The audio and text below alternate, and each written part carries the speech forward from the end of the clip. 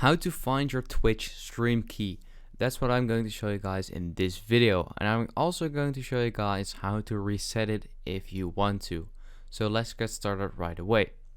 So all you have to do is click on your profile picture at the top right corner and go to the settings.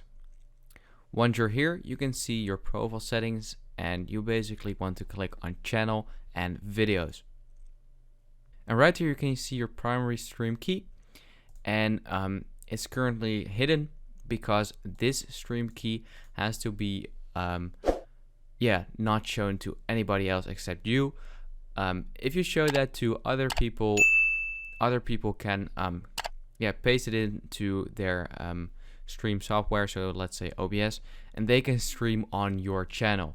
So you don't want that, of course, so make sure you have this hidden. You can just click on copy right there, and right there you can also immediately see reset.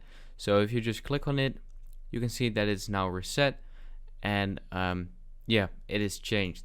So this is where you can find your Twitch stream key. I hope this video helped you out. Please leave a like and let me know in the comments if it worked. I'll see you next time. Have a good day.